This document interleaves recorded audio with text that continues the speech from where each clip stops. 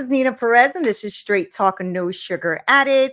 I'm so stoked you're here. Make sure you like, share, subscribe, all that great stuff. You know that we want to grow this community because I go around the world finding the best humans on the planet to come on here to grow, challenge, and transform your thinking. So I think I got the guy for you. We're joined today by Dr. Jonathan Marion. He's a transformational life coach. See, it's in his title. He's a transformational life coach and award-winning cultural anthropology professor, and he believes in the power of authenticity to create ripples of change, making the world a more connected place. I can't wait to get into this with you. He's here to help us transcend traditional measures of success and live truly meaningful lives. Now we're going to dive into this and get some ripples into our life. How are you? How are you doing today? I'm fantastic. Thank you so much for having me, Nina. I'm glad you're here. I was following you a little bit on Instagram. You're quite the dancer as well. So we're going to get all into that. But before we get started, one of the things I like to do for my audience is I like to introduce them to who you are, right? Because I think it's important for them to kind of get to know you and get connected with, why you do what you do today. So tell us who you are. Who are you, Dr. Jonathan Marion? Who are you? So, as you said, I now do work as a transformational life coach and speaker, but I had retired from a 20-year career in academia as a cultural anthropology professor. That's And so that cool. obviously informs much of how I approach people, situations, and understandings, though it's not what I do professionally any longer. Right, right. So well, let's talk about that. Why get into transformational life coaching? I mean, was this something that, you've gone through in life and you saw that there was something there that needed to be transformed in your life? Tell me a little bit about that journey. Sure. I was actually in Rio de Janeiro in the first half of 2019, actually doing some research on dance because it's an academic topic that, as far as issues of performance, embodiment, identity, and gender, I've done lots of research on. And I was staying with a very good friend of mine at his apartment, not one of the tourist areas, and very humble. And Mhm. I was realizing that I was staying in a guest room that was smaller than my closet at home, but I felt more at home Wow. here. And it made me think, what is that about? And I Right, realized that for me, a lot of it was that my friends there knew what I did professionally. They were proud of me, proud for me, but they didn't really care. They loved me, Jonathan, not my right, accomplishments, not my accolades. And that wasn't going to be my life if I stayed in academia. right. And so Wow. that was the impetus to change. And then when I thought about what direction to go, I realized that while I was good at the different parts of academic life, such as research and publishing and professional service and leadership, it was only the teaching that really called to me. Mm. But it wasn't even the main classroom teaching, but those informal conversations before and after classes with students where they had their own questions, or with my graduate students where I was helping them figure out what are your questions and how are you going to find your answers. Well, that's life coaching. Right. But why Brazil? Why did you go there? Did you grow up there? Like what was that about? Yeah, no, not at all. The dance form that I practice the most now, not where I started, but is Brazilian Zook. And so, Mhm. especially as a cultural anthropology professor, if you're going to actually study something, you need to do it and participate. So, if I'm going to learn Cool. Brazilian Zook, I'm going to spend time in Brazil. That's really neat. How long did you end up staying there? That trip, I was there the first half of 2019. It was my third trip back within a 2-year period at the time. And I've been 2 months more last December and January. It must be getting harder and harder to leave. It is, but I've been a full-time nomad since the beginning of 22, so I'm pretty much somewhere else every month as it Oh, is. that's At the cool. moment, I'm That's actually cool. in Bali, Indonesia, at a Zook retreat. Wow. Talk about a change. You really did change. That's amazing. So tell me about why transformational coaching though, right? I know that you like the conversations and all of that, but what made you feel like that was needed? Like why did you take that shift? Yeah, so the idea of helping people figure out what were their questions and how were they going to find their own answers was life Mhm. coaching.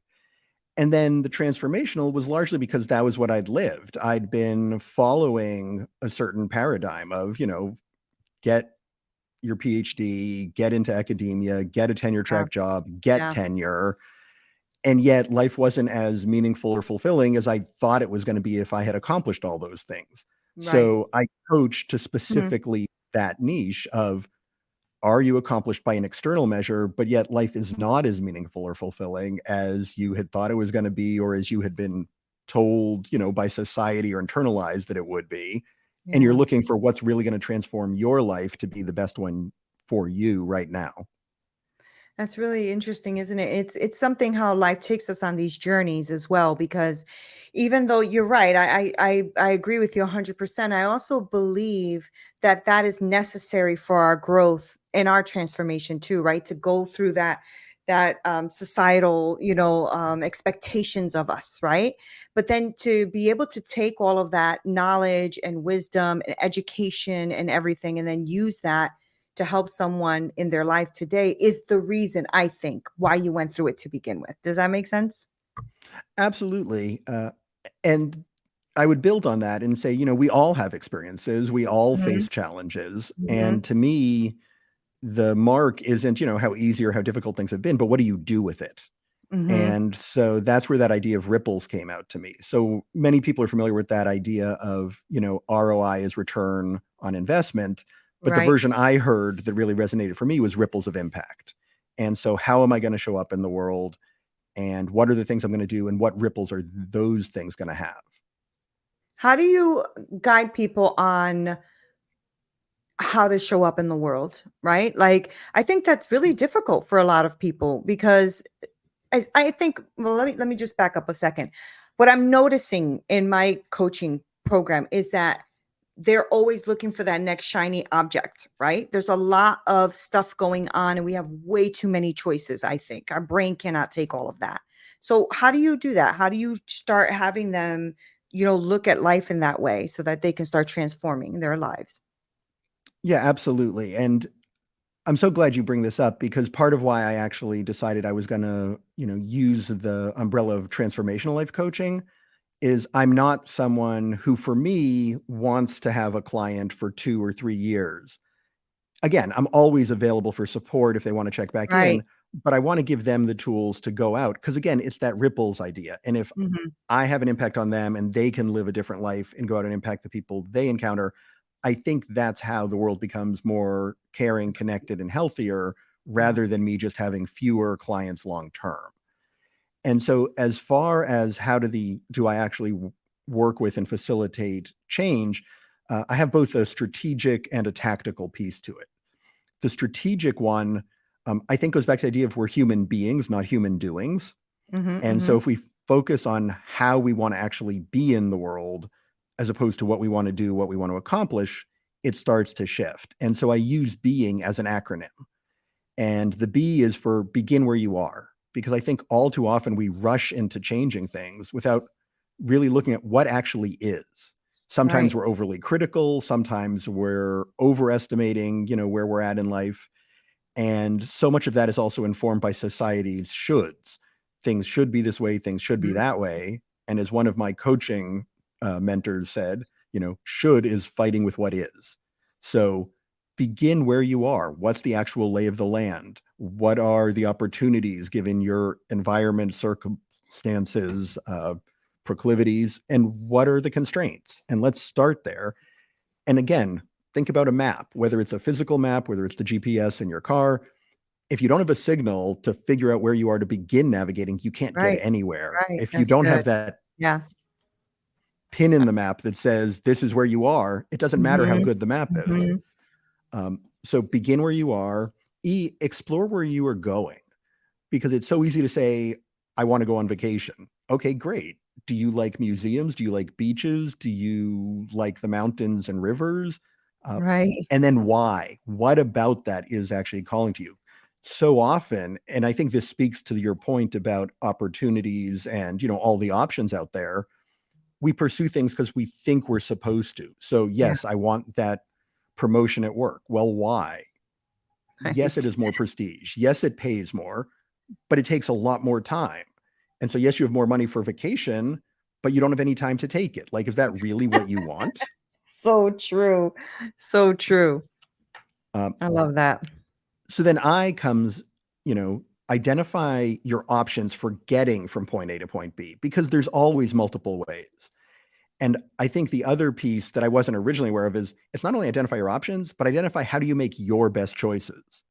So Mm, if you look at the decisions you've made in your life that have been the most fulfilling or rewarding for you, are those the ones where you've followed gut instinct? Are those the ones where you've done pro and con lists? Are those the ones when you've spoken to your friends and family and said, what do you think I should do? So how do you make your best choices? And then mhm. using that, figure out, do I want the most direct route? Do I want the scenic route? Do I want to stop and see, the different things from the Guinness Book of World Records that I could pass on the way? Like, what's going to make it the best route for you? Right. And not So judging yourself either, right? Not judging yourself when you're doing that. What if you want to take the scenic route? Take it. Some people think that they have to get from point A to point B the fastest possible, right? So that's really great. I love it. Keep going because you're teaching me some stuff here. Go ahead. yeah, thank you so much. And I think you're exactly right. And that's the point. There is no right answer to any of this. Right. You begin wherever you are. You explore where you want to go. You identify Mhm. what is the best option for you. And that's also for you at this point in your life. Maybe 3 years from now, something else will be better. Maybe 5 years ago, something else was. The N is now start, because I think all too I often love it. we're so Mhm. busy, trying to make sure we have the perfect plan or that we've Mhm. identified everything that we never actually get going. And if you've done the work of really assessing where you're beginning from, really explored where you want to go and why, and really identified what are the different options and why you're choosing what you're choosing, if things change, they change and you're equipped to pivot. Yeah. We've all Yeah. encountered detours in life, you Mhm. know, in our social environments, in our professional capacities, even just actually driving home from work. Like, there have been detours in life. It all works out okay if you know where you're going. Right. Right. So I think the now start is a really often overlooked part, and especially the people who really get trapped by perfectionism. Sometimes that's the hardest one to overcome, is actually start. Right. And then I think the piece that complements that and is the G in being is get your best life. And I don't mean that once you've done this, everything is perfect or that you don't need to keep doing any work or figuring things out. But I think it's very easy to get so caught up in the doing of things that we don't actually stop and appreciate, wait a minute, Mhm. this is what I was looking for and I have it now. Mhm. And that doesn't mean you can't set new goals. It doesn't mean you can't Right. decide you want to add something else, but appreciate what it is that you actually are living, what your experiences are, and that you're the one who's got yourself there, and that you have all of the tools, capacities, and resources to do the same thing at any point that you want to. So that's my Right. strategic piece, the I being love it. model. Mhm.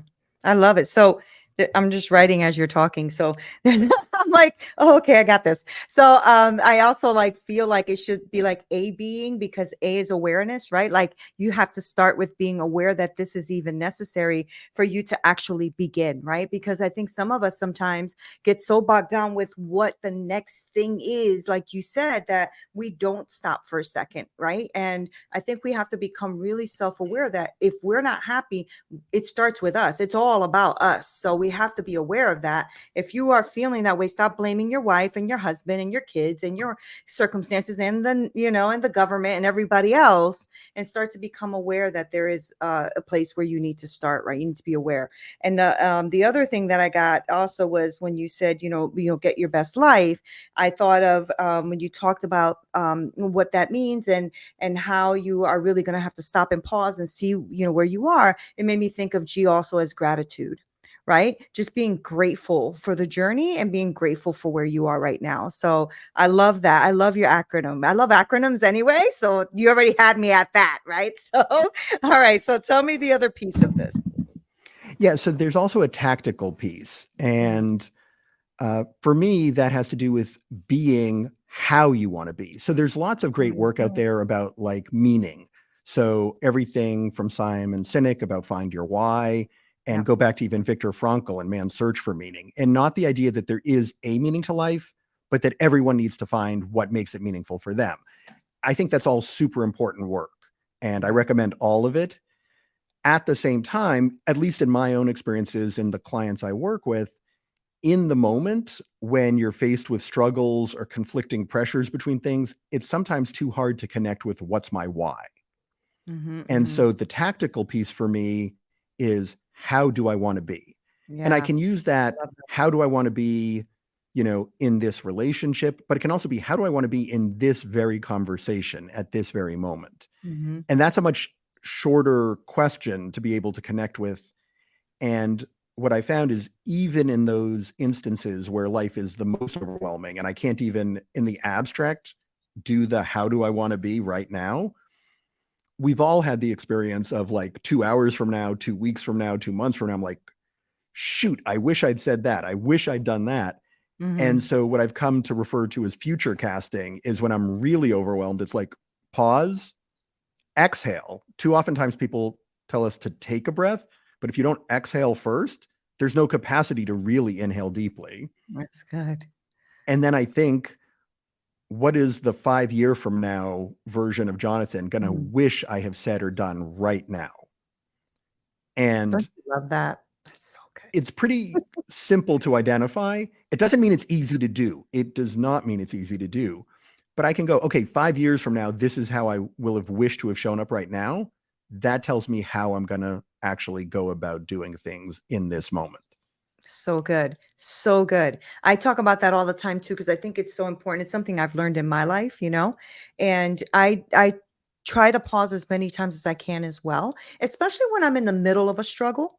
Like when I'm in the middle of a struggle is when I really say, okay, you're overwhelmed right now. Write this down, because you're going to make choices right now. What the best choice is that you think you're going to like a year, 2 years, 5 years from now, because you're not going to just sit here and just be in it, right? Be a victim, because I was a victim for a very long time in the beginning parts of my life, and I just refused to keep doing that. So I love that. I love that the how, I think, is always important anyway for all of us, right? I have a bunch of programs, and I always talk about the how, because we never think about how we're going to make it happen. We always, at least some of the people that I speak to, it's all about let's manifest it, but they never say how, or they never say how it's going to come about. They just, yeah, just wish it. No, it's not going to work. You can wish it all day. I've been wishing for billions of dollars all day. It's not happening, right? So it's not happening until you start putting in the work that you have to put. How? Get your plan together, right? I think it's so important. I think we've been sold a lot of false goods out there, right? And so it's important also to navigate all of that. And what is important to you? You don't have to jump on every single program, and you don't have to jump on every single live event or every single coaching call or every single. And I don't know if you're seeing that as well. I guess I'm just seeing a lot of it, and so I'm speaking to a lot of women right now in my coaching program, and it's like, they've been hurt a lot by a lot of different programs and stuff like that, who have made false promises, which is very sad. But it's also, I think, what you're talking about here, right? The being, they don't stop for a second. Just stop, And I think it's because they think that if they stop, they're not hustling good, and they're not hustling enough, they're not strong enough, they're not smart enough, whatever that enough is. And I always say, okay, compared to what? They don't know how to even answer that, because they're comparing to what? An Mhm. illusion, right?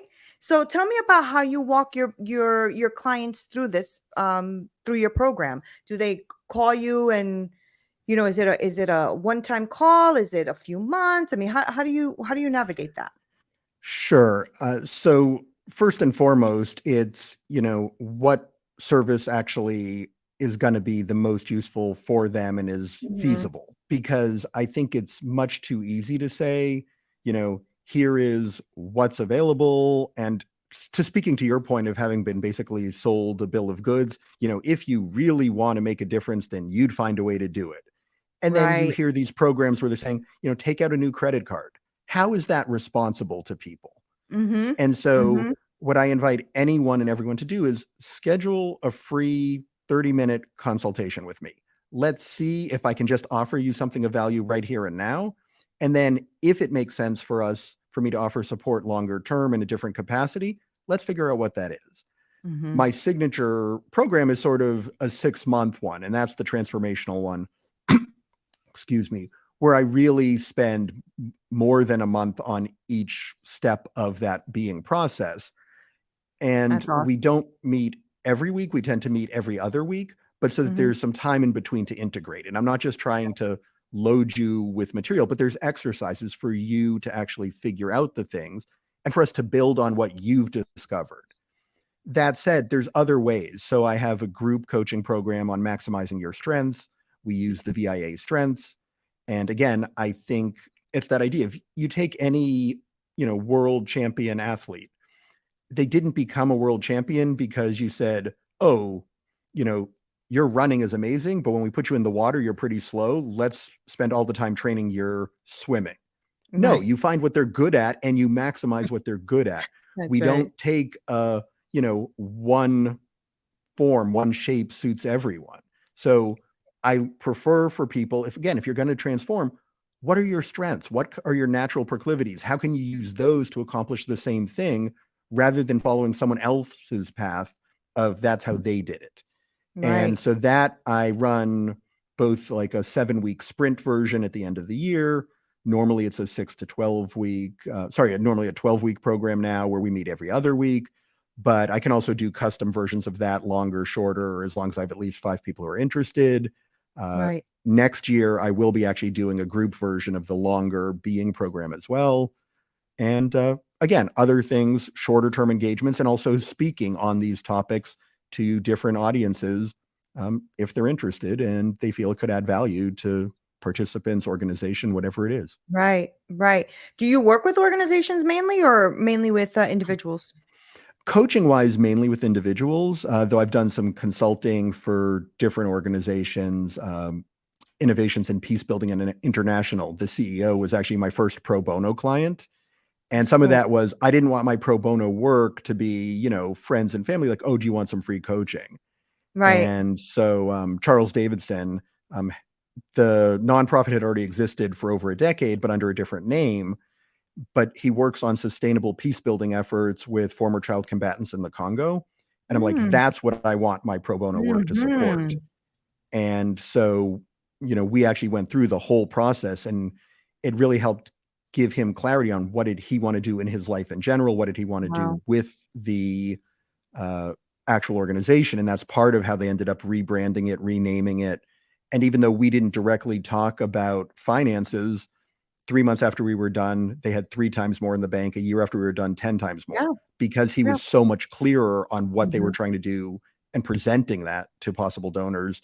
We never talked about fitness in particular. 3 months after we were done, he was down 15 pounds from when we'd started. Because if you're clear about what you want, how is the right way for you to show up, life changes. Right. Exactly. So for those who are listening, right? I have a lot of leaders and entrepreneurs that listen to the show. So if you can tell them like give them like a takeaway or something they could take with them, right? Because one of the things I realized, and you nailed it, was that, a lot of times we're seeing through a tunnel, right? So we see a financial barrier or whatever, and that's what we're focusing on. And oh, no, I just need money. And they don't realize that no, when you get that money, you're just going to keep needing money. Right. So there has to be some sort of awareness that comes out of this. And you have to be like also vulnerable to say this is what I need help in, right? I have worked with a lot of CEOs, strong women, they got this, blah, blah, blah. And then you get them behind the scenes and they're like falling apart because they have to be strong all the time. You don't. You don't. And I think that it's beautiful the story you just shared with us because him changing and really becoming aware and really knowing what he really wants and how to show up in life changed everything, right? It rippled on everything. And that's what I want those who are listening to get out of this as well. That, when they work with a transformational coach like yourself, it's not like you have to focus on this one thing and just think that that's going to be the solution of your problem and then you're done. It's a lifestyle change. I think it's a lifestyle change, right? It changes you completely. Your family, your dynamics, your boundaries, it changes everything.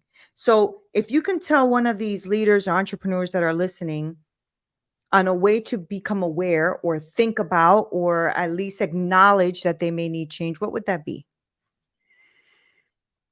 So I'm actually going to borrow from Dory Clark, paraphrasing slightly, but basically choose what to suck at. We can't all be Good. good at everything. And if Yes. we're trying to be, that's when it never is enough time, never is enough energy, never is enough resources. Like we can't do everything. So what are the things which you're willing to offload? It doesn't mean that you ignore them, but whether it's you get an assistant, whether it's you hire someone else, whether it's you just get pre-made graphics for a certain thing rather than having them designed specifically, or trying to learn how to actually design those things. What are Mm-hmm. you willing to suck at so that you can be excellent at the things you want to be? That's so good. It's so good. Dr. Jonathan Marion dropping some wisdom in here today. Thank you so much for hanging out with me and for dropping all this wisdom. I took notes. So I really love your acronym. I love how you come about your energy. And I want to thank you because I know that, people who are listening, they're going to take some nuggets away from this and hopefully even call you to want to work with you. So do you work with both men and women, by the way? Absolutely. Okay. Interestingly, I think more of my clients have actually been women, even though I gave an example of a man. But Right. again, if by you're accomplished by external measures and life just isn't as meaningful or fulfilling as you thought it was going to be, want it to be, then I'm happy to talk to you. Nothing else matters to me. And Right. again, I have the cultural anthropology background, not just looking at it through a Western lens of any of these things. It's whatever's right for you is the That's right so answer. And I'm great. just here to walk beside you and help you figure out what that is for you. So how do they get in contact with you if they want to know a little bit more? Yeah, the best way is actually just look at my website and you can either get on my schedule directly or send me a message there. And it's stepsalongtheway.global.